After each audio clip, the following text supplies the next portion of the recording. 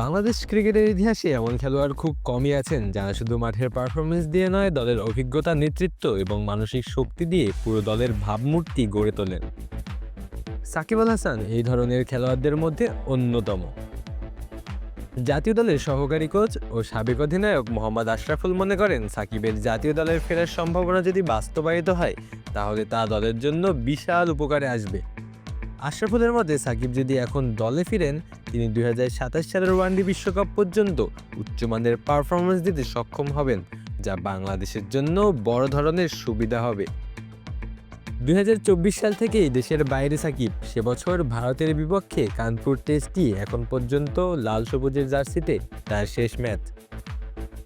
তারপরে আর দেখা যায়নি জাতীয় দলে। তার অনুপস্থিতিতে বাংলাদেশ দলকে বিভিন্ন সিরিজ ও টুর্নামেন্টে অভিজ্ঞতার ঘাটতি ভোগ করতে হয়েছে। তবে সম্প্রতি তাকে ফিরিয়ে আনার চেষ্টা তৎপরতার সঙ্গে চলছে। নতুন সরকারও স্পষ্টভাবে সাকিবকে খেলানোর পক্ষে এবং বিসিবিও চাইছে তাকে দলে রাখার জন্য। বাবা, এত এনার্জি কই পাও? এই পাওয়ার চুমুকে অ্যাকশন।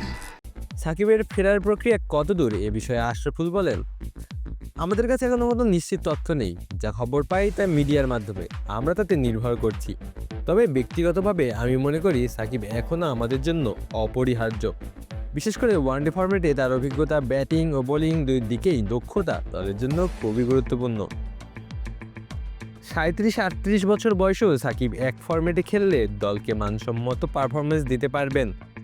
তার মতো খেলোয়াড় যিনি ব্যাটিং ও বোলিং উভয় দিকেই সমান দক্ষ, দলের পারফরমেন্স বজায় রাখতে বড় ভূমিকা রাখতে সক্ষম। আশরাফুলের মতে, সাকিব থাকলে নতুন বা কম অভিজ্ঞ খেলোয়াড়দেরও মানসিক সহায়তা ও গাইডেন্স পাওয়া যাবে, যা সিরিজ জুড়ে দলের ধারাবাহিকতা ধরে রাখার জন্য প্রয়োজন। জাতীয় দলে ঘাটতি কোথায়, এমন প্রশ্নে আশরাফুল জানান, বর্তমানে টেস্ট দল বেশ স্থিতিশীল, টি-20 দলও ভালো খেলছে, কিন্তু ওয়ানডেতে দীর্ঘদিন নিয়মিত ম্যাচ না খেলার কারণে কিছু ফাঁক রয়েছে। যারা খেলছে তারা পারফর্ম করছে, তবে ধারাবাহিকভাবে ম্যাচ জেতার ক্ষমতা এখনও পর্যাপ্ত নয়। বিসিএল এর পর আবার স্পষ্ট বোঝা যাবে কোন জায়গায় সবচেয়ে বেশি উন্নতি দরকার। 2027 বিশ্বকাপে সরাসরি খেলার জন্য বাংলাদেশের শীর্ষ 8-এ থাকা অপরিহার্য। আশরাফুল বলেন, মিডলঅর্ডার থেকে মুশফিক রিয়াদ ও সাকিবের মতো অভিজ্ঞ খেলোয়াড়রা সরে যাওয়ার পর নতুনদের পারফরমেন্স পুরোপুরি সন্তোষজনক নয়। মিরাজ সিরিয়াসভাবে বিসিএলে খেলে নিজের জায়গা তৈরি করেছেন এবং পাকিস্তান সিরিজ দিয়ে শুরু করেছেন।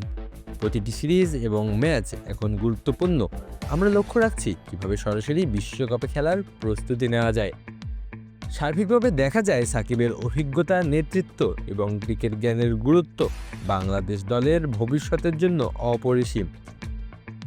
শুধু ওয়ানডেতেই নয়, তার উপস্থিতি টেস্ট ও টি-20 দলকেও মানসিক শক্তি ও ধারাবাহিকতা দিতে পারে।